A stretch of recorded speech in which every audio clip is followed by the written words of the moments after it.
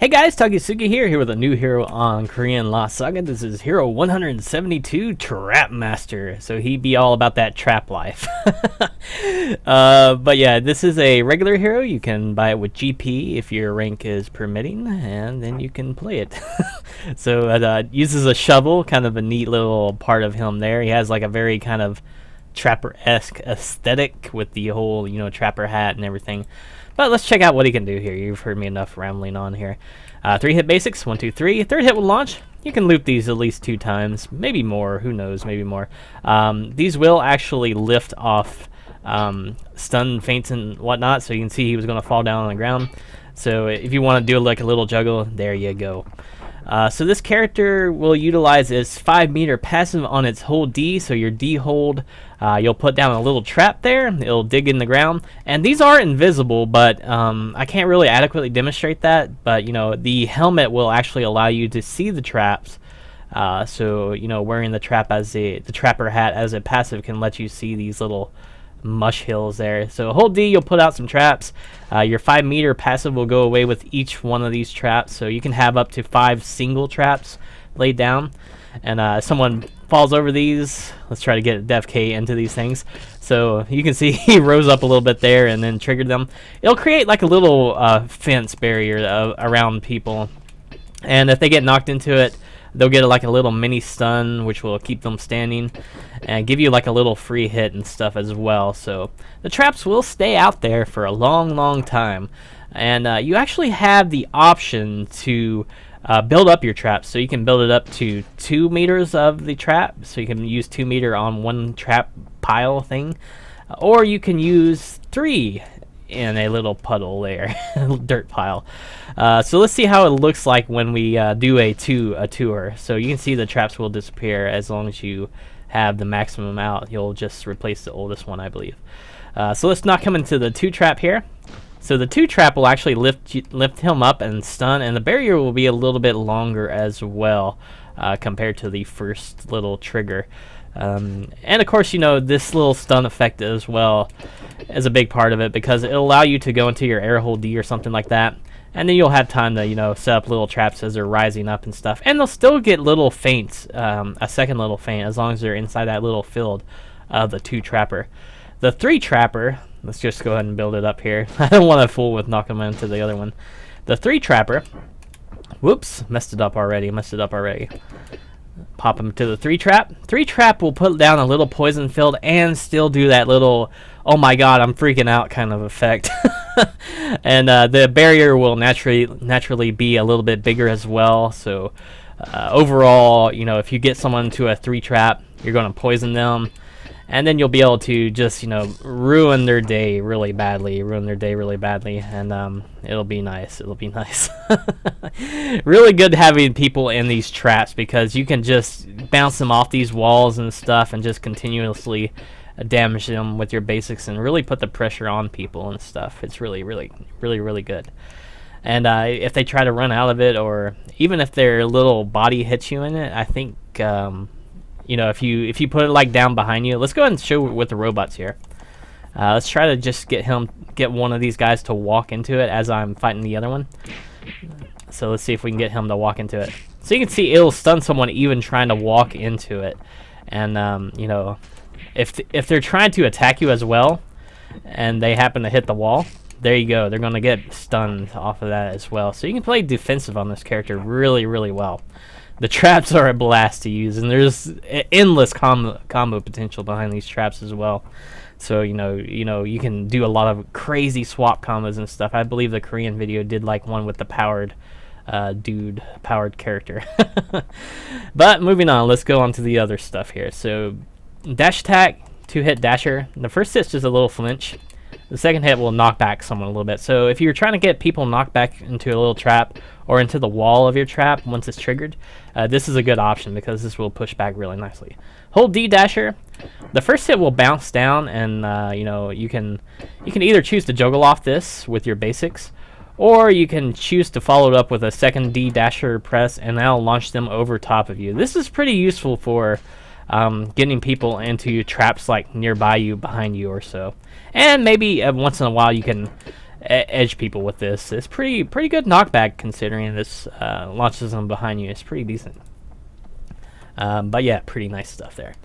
Jump attacks, not so nice with the light D jumper. It's very simple. It doesn't seem to do much. Maybe I'm missing something about this. But overall, it seems really weak and ineffective. A little bit of a knockback slide, but it's not much. It's not much. The whole D air attack, however, has a little bit of a wind up, but you get a nice little stun effect. So if you get like people in a trap, and that'll give you time to off these little stuns and stuff. If you knock them into the wall,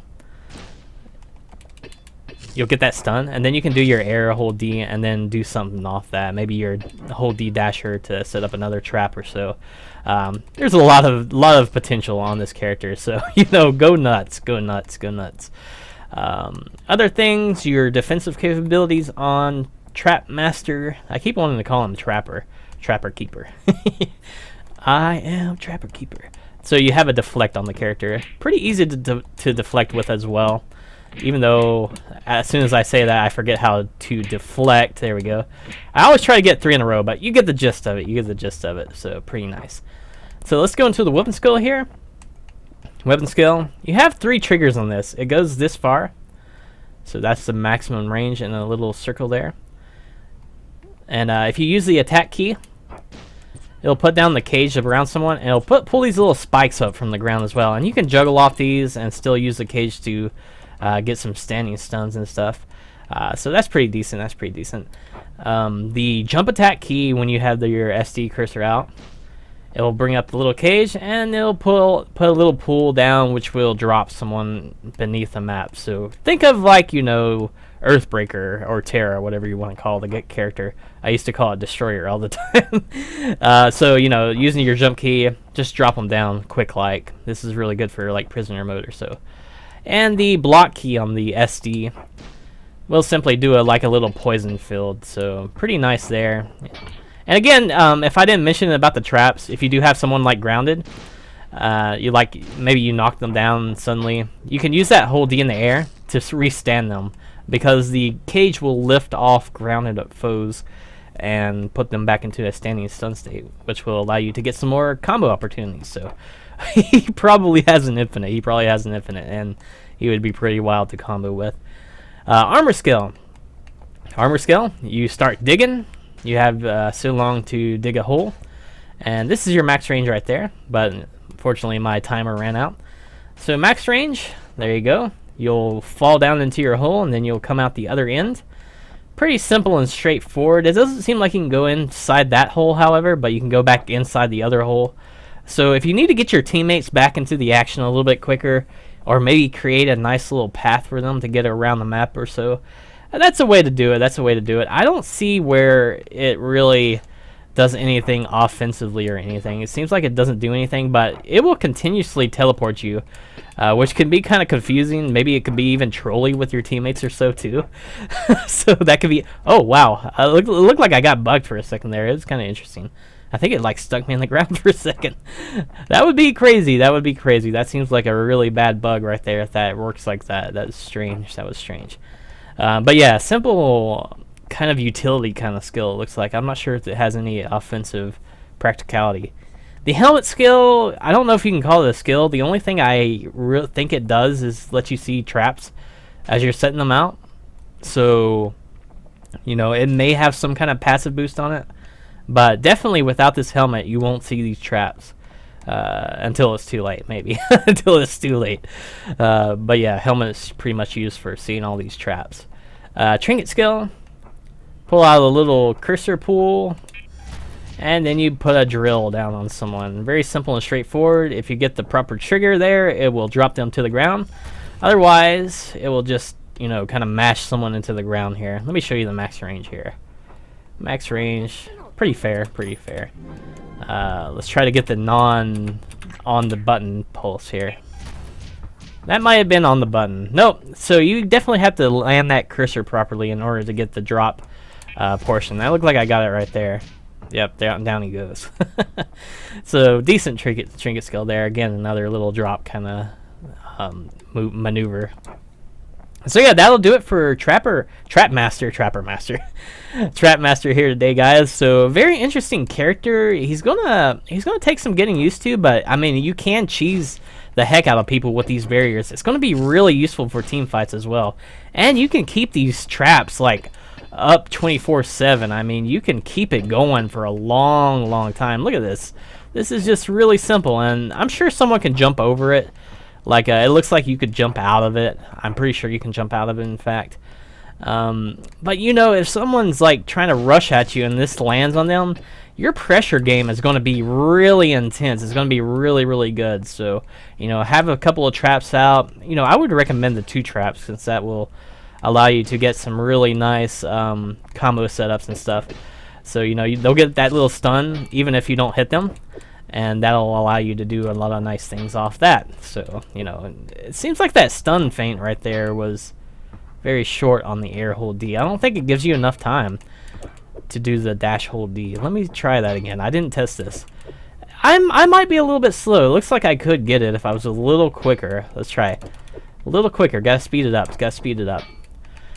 Yeah, you can get it, but you just gotta be quick. So I was like, what? That drops really slow. That drops really fast. But you know, just be on your game and get that whole D dasher out really quickly in order to get some combo opportunities going. Or you could simply just go into the you know, the basic attacks. But if you want to reposition someone properly, you'll have to get that whole D dasher out quickly. So really interesting character here, guys. This is like one of the more unique characters that I've seen in a long time in Lost Saga. And I've been around the block a few times.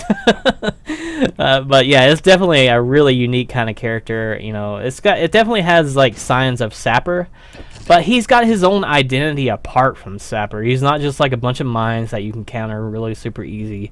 You know, that would be kind of interesting. I wonder if the Sapper suit would counter these things. I doubt it, but that would be kind of interesting to test. that would be interesting. So yeah, that'll do it for Trapmaster here today, guys. Hopefully you guys enjoyed the video, and I hope to see you next time.